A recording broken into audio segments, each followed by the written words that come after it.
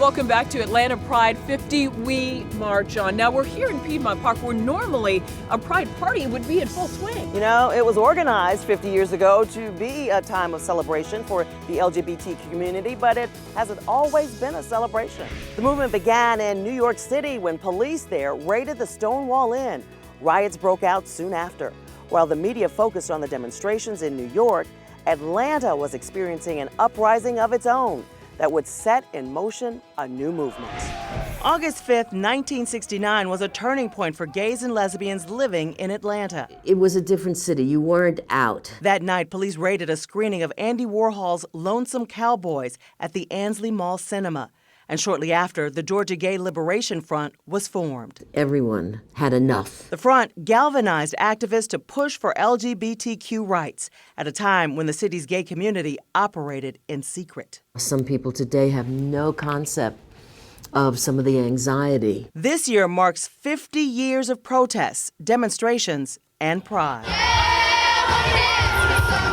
Abby Drew says the movie had barely started when officers rushed into the theater. Locals complained Lonesome Cowboys, a gay satire on Hollywood westerns, was more porno than avant-garde. The raid was a catalyst for the Georgia Front's beginnings. Historian Dave Hayward joined the front in the 1970s. We survived, and that pride has thrived. Not only prevailed, but thrived. And it's just no comparison between what it was, 50 years ago. A call for change in this country had been brewing. New York was still reeling from the Stonewall riots that June. Days of violence and demonstration lit up the city after police raided the popular gay bar. Well, we thought we were making a revolution, and we were a revolution in values and perceptions and everything. The Georgia Front fought against the state's anti-sodomy laws, helped register LGBTQ voters, and was responsible for the city's first Pride March. And you really have to hold people's feet to the fire. The city of Atlanta marked 51 years since the Stonewall riots with a march for equality. The People's Uprising is a local civil rights organization that led the event this summer.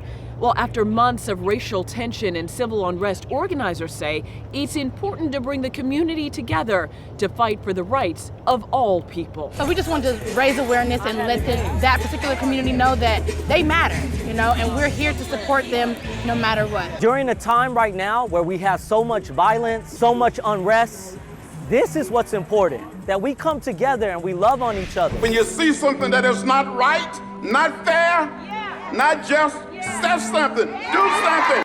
So it doesn't matter whether we're black or white, Latinos, Asian American or Native American, whether we are gay or straight, we're one family. Atlanta lost a champion of LGBTQ rights when Congressman John Lewis died earlier this year. The community is certainly missing his voice and his courage to fight for all people to ensure equality. And that's why a group of local advocates came together to memorialize him in his own words. Listen.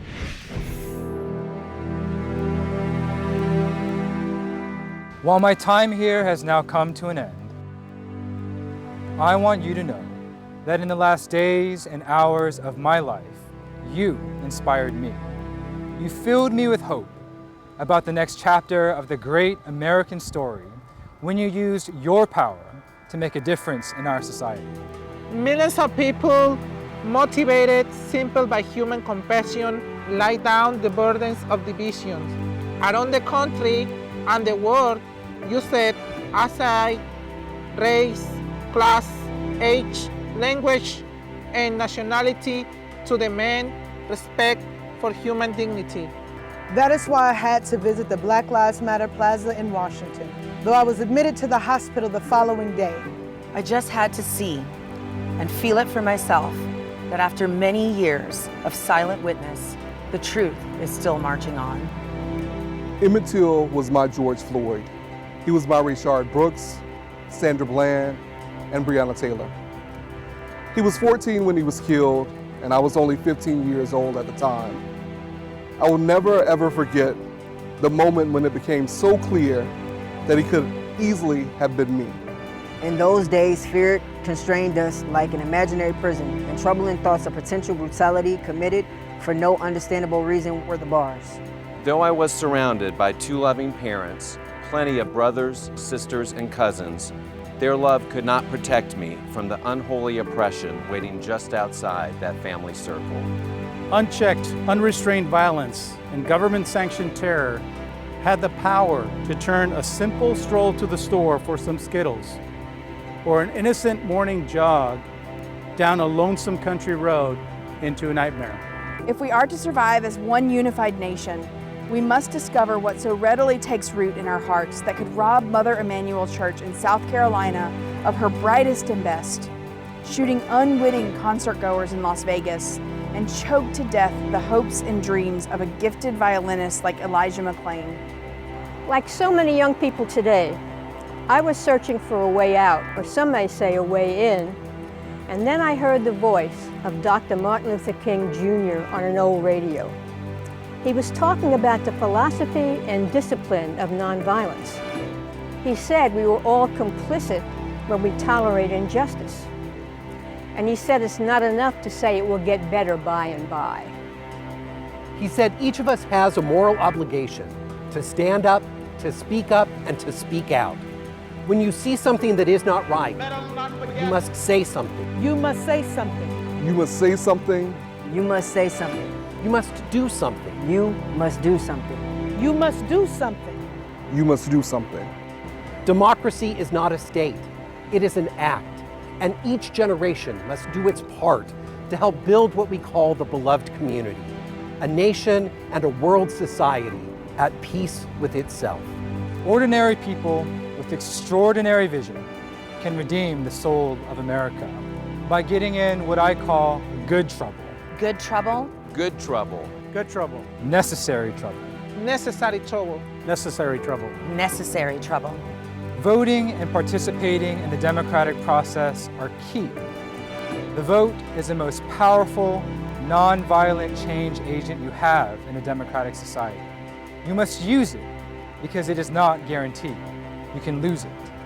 You must also study and learn the lessons of history, because humanity has been involved in this soul-wrenching, existential struggle for a very long time. People on every continent have stood in your shoes through decades and centuries before you. The truth does not change, and that is why the answers worked out long ago can help you find solutions to the challenges of our time.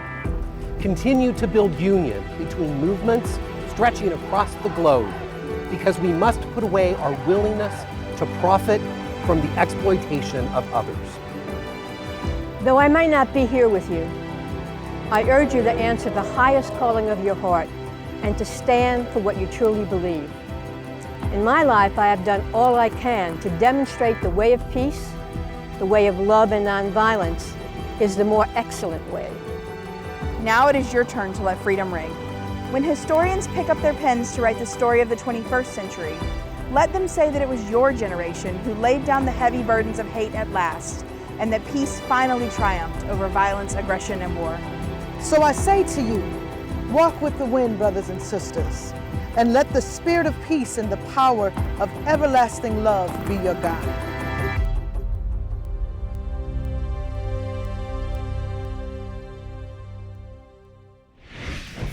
While Atlanta has made great strides in establishing equality for this very diverse community, many say there's still a lot of work to be done to support the Black trans community.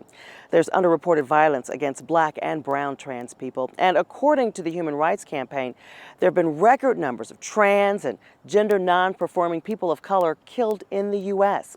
It's an issue that local trans advocates say needs to be addressed. We want Black Lives Movement to include us at the forefront, to make space for us, specific space for us, and to show up for us when we're being murdered, you know, almost on a daily basis. We need that support from our community as well, because we've always been here. We've always shown up. We've always fought the battles. 50 years of Pride in Atlanta has shown us that even when this community faces adversity, there is still so much more to celebrate. Just take a look at Atlanta Pride's silver anniversary back in 1995. The steam rises from the hot asphalt on Peachtree as thousands of gays and lesbians take to the street to celebrate Gay Pride. It's very important as a gay person to be visible and be proud of it. There's nothing to be ashamed about being a homosexual.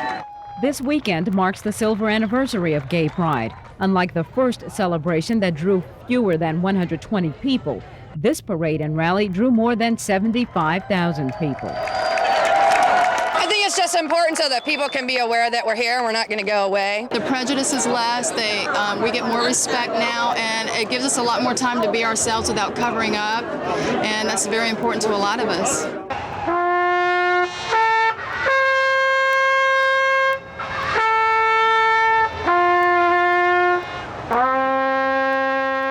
In the midst of a weekend of celebration, gays and lesbians take time to mourn and pay tribute to the thousands of people who have lost their lives to AIDS. We house 5 individuals who are sharing a home, who are all living with either HIV disease or AIDS. In addition, we opened the house up as a place where people can come and meet. The skies opened up at least 3 times this afternoon, sending the crowd scurrying into information booths for cover. The oldest LGBTQ film festival isn't taking a break. Why this year's Out Film Festival is more important than ever before. Coming up when we return.